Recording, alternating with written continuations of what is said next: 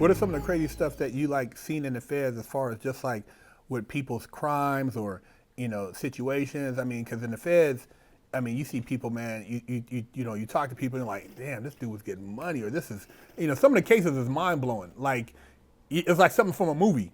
You hear about this guy's like, his case. You're like, wow, this shit is crazy. Most of the time you don't know if people's stories are true or not in them places, but I ended up having a cellie, bro, and this is more of like on the corruption of the feds. So I had a cellie. 4 of us ended up going to the hole under investigation because of the trial that my mother was involved with. So while we're in there, I ended up linked up with an old Indian dude. And the Indian dude was, he told me about his crime, bro. So 2 dudes robbed a bank. This dude, the Indian dude, had a history. He shot a cop while running from a bank robbery. The cop got paralyzed and like 8 years later died. So it was like right after the fact. Like if it would have happened within 7 years, they could have charged him for murder. So they had a grudge against this dude. So he ends up getting out of the state prison, moved to Arizona to get away from California, start a new life, was working. This fool had a normal life. 2 dudes robbed a bank, ran into the apartment complex that he lived in.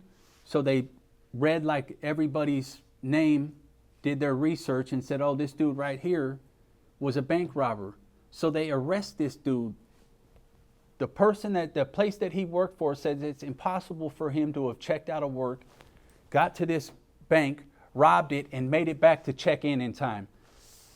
The dudes that robbed the bank ended up going in there and telling them, you guys got the wrong guy. It's like they felt bad for this dude. Oh, they probably didn't know, but bruh, the head juror ended up on the elevator with the prosecutor. The prosecutor told the head juror in front of the stenographer, is that what they're called? You can't let this dude out of jail. This man shot and killed a police officer. He shot and paralyzed a police officer who later died. So the stenographer goes in there and is like, hey, I want to bring something to attention for a mistrial because I just heard the prosecutor telling the juror that this dude had shot a cop. The judge says, you know what? Put it in paper. We'll deal with that at a later time. He could go through the appeal process. Damn. We're going to finish this. They gave this fool 30 years, dog. They gave him 30 years knowing he did not do that crime, bro. He ended up beating it. This is how horrible luck is, but this fool ended up on a yard in Texas, and some Texas Hispanics tried to kill him, and he beat him with a baseball bat. Like, these dudes had knives. He beat him with the baseball bat. They said he was too excessive. They gave him 30 years, and he ended up getting that 30 years given back to him on the bank robbery thing. So he beat that and did 30 years for assaulting some... Oh, shit. Dog, it was sickening. I'm in there listening to this dude's story. I'm like, bro, like, what are the fucking odds, man? What are the odds of you going in here getting these 30? I would be so sick. I'd be mad at the world. And see, like you said, they figure... the appeals process, it's going to take you a decade. Yeah, it took because I mean, going through the, what is it called, Ninth Circuit, and then they deny you got to go to Supreme. That takes, you got to have somebody write all your stuff, copies, bro. That's like years. I mean, they figure if you don't get killed in prison or if you don't fall off, or you're going to give up. Yeah. And so you've done. We had you for at least a decade if you do make it out. Yeah. Or you kill somebody, catch 30 more years. It's like, that shit is crazy, bro. But then, I heard all the stories about like some of them Hispanics, bro, were having, like they're, at the end of my stay in Arizona, they had a Hispanic dude come there that was like heavy in the game, bro. This fool, it was like the whole yard's wealth went up because of one dude. Like, I ain't never seen nothing like that before in my life, bro. Yeah. It was like, this fool would come in there and be like, man, I want 40 onions, 60 bell peppers. I'm throwing a spread for the homeboys over here. I'm like, damn, bro. So these fools But like a lot of people, I feel like were infatuated by them stories about who had the most and all Yeah. that type of stuff. And most of the time, I was over there on some skeptic shit. Like, man, There was a dude my homeboy was cool with, but I didn't really know him because I didn't speak Spanish. But he was a paisa, but he was balling. Dude, he never wore the same pair of shoes. Every day, he would have a different pair of shoes, and then he would give them away. This dude was like super, they say he was super balling. Like, he was balling like that. His sons raced like F2 or F3 in Mexico. So they were balling. And then he had his wife and his mistress, and where he was at in Sheridan, they both have spots, and they would both come see him. And basically, like, the word was, if you get out, you give all your information out, he'll bless you with a big sack. But you'd have to, the sack comes with a price. Yeah. But like, you basically, like, he was super, like, he'd always walk around grinning. Like, dude, like, he was like super balling. Like, he didn't clean a cell, he didn't do his laundry, he never went to the kitchen. Like, dude, to do all that, and like, literally, he was like the man. And my boy told me, like, yeah, because some dude tried to do something, and he smacked the dude up and broke the dude's arm, went to the hole, and dude put like 10 racks on his books. Like, here for looking out, just for being a good dude. Yeah. So like, dudes like that, but they're on like some other shit. Yeah. But like, I'm like, dude, he said, dude, he had a brand new pair of shoes, and he would just give them away to one of the pipes. Like, here you go, sponsored a soccer team, like, looked out for dudes. Yeah, that trips me out, bro. That one dude, like I was saying, that came to the yard. Then we had a mafia dude come there too, bro. It was like they damn near shut the institution down when this fool got there. It was some weird shit, bro. But I don't remember the cat's name. But I was always skeptic of that dude too. I'm like, man, why is this fool way over here? And I don't know. It didn't feel right to me. But they treated that dude like he was. Would you say the level of like intelligence in the feds is totally different from like a level of criminal as compared to the state?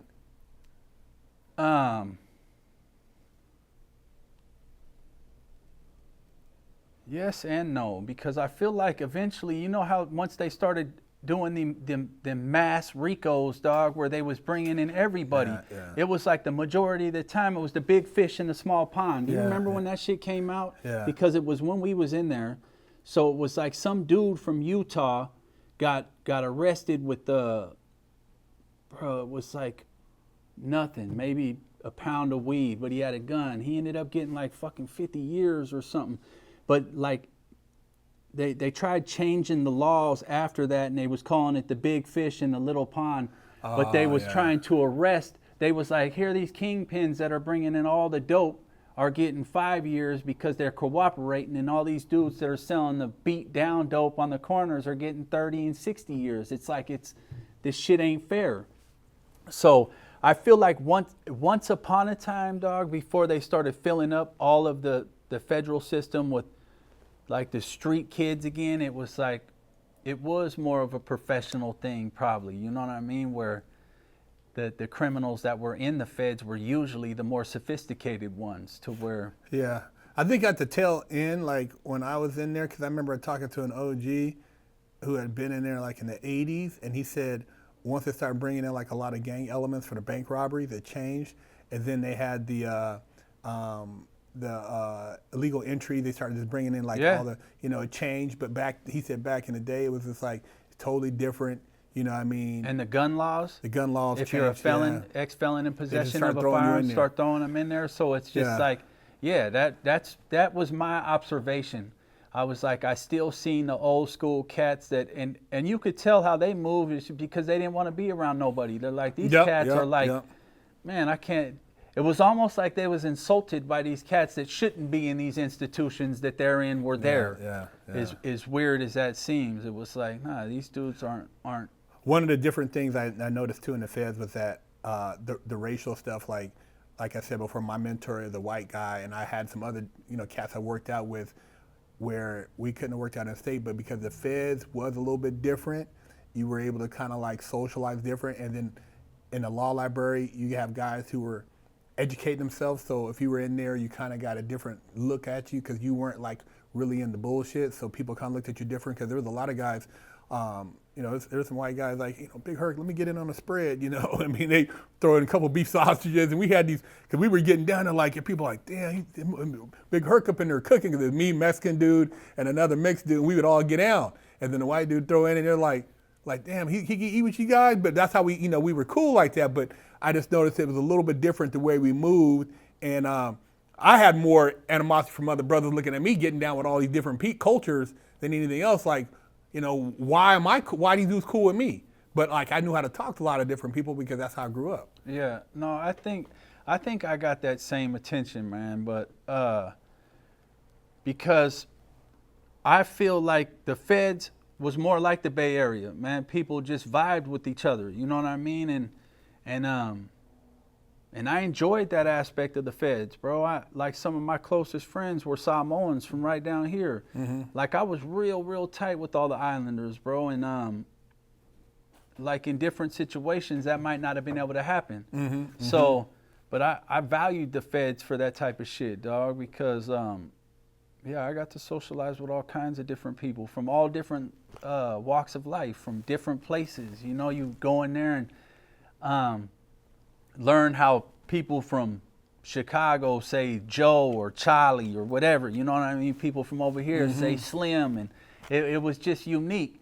And then like I came home, and one of the, it might have been a Unabomber, I tripped on it because it was like, eventually somebody said that maybe if we put to the public these fools' letters, something he says might poke out that's just like hella. If you wrote a letter and said, man, there's hella people over here, people are going to be like, Cali, this fool's over here. No, yeah. So it's like, to me, when I was listening to how they broke down and caught this fool, I was like, dude, that's a trip, because I witnessed this firsthand, how there's just different things different people say from different parts of the country. So, but I valued that part about the feds, man, being able to talk to the Hispanics from damn Mexico that were heavy in the game, from Colombia, it's like, dog, you see every walk of life, bro. Yeah, there's a lot of stories, like you said, you got to kind of vet out people. Oh man, he was doing this, doing that. You're like, you kind of peep game, and then like, you might have somebody like, oh no, dude's legit, bro. He boo boo boo. I'm like, oh okay. I seen his paperwork. Homeboy was woo woo wop, because I remember we had a dude on the yard car, Colombia.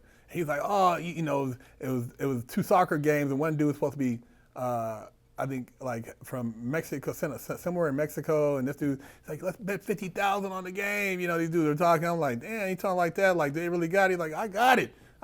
He talking loud. I'm like, but the money, like, you don't realize that some of these dudes from Mexico were balling, bro. Balling. Little dude, he might be working in the kitchen, but dude, balling on the street. You have no idea because you're not in that culture. You don't understand, like, it's next level shit. Dog, so I worked in the warehouse, and we had a Hispanic dude like that in there, and there was a dude, and he's talking to he's trying to be like all real sophisticated, like what he's about to say is some big boy stuff, right?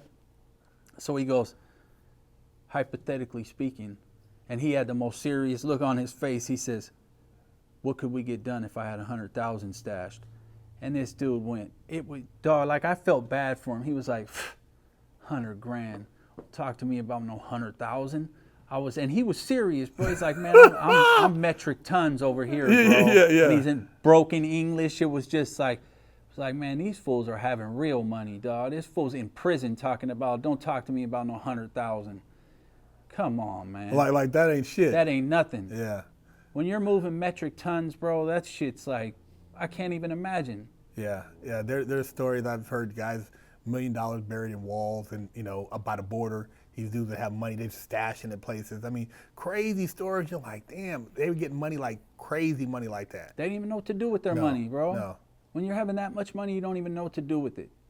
Yeah, it's it's tied in, like you said, that when you talk about corruption, a lot of people it's tied in with the government. I mean, if everybody's making it's all tied in. Because if you're moving that big, you're on a radar, so you're working with the people. You would think you're on a radar, right? What about Frank Lucas wasn't on a radar until he wore a fur coat into a damn boxing thing. That's true. That's true. So the world is big, bro. Yeah, you're right. You're right. You're The right. world is big. Yeah. I feel like a lot of cats could fly under the radar if they move smart, bro. It's like, Yeah, especially today, like social media, man, dudes, they busted. They said they watched social media, and that's how they busted. I see there were some dudes out of Puerto Rico that were balling, but they seen them on yachts. Like, these dudes, what are they doing? They look like rappers, and they start looking through their thing. I'm like, they're on Puerto Rico. Let's watch these dudes. people can't help themselves. Oh, You start having man. money, but like on the other side of that coin, bro, imagine not having no money ever. Yeah, you're Growing right, up, like the shoes you're wearing, they got holes in them. They done been passed down from 5 or 6 different brothers Yeah. to having millions. Yeah. You can't control it, bro. It's just like, No, it's a different feeling, and then, like you said, to come from nothing, and then you want people to know that you've made it, but like how many people are looking at you made it? You know what I mean? Yeah. Now that you're in prison. Yeah, like how many people look at you made it. So it's a totally flip.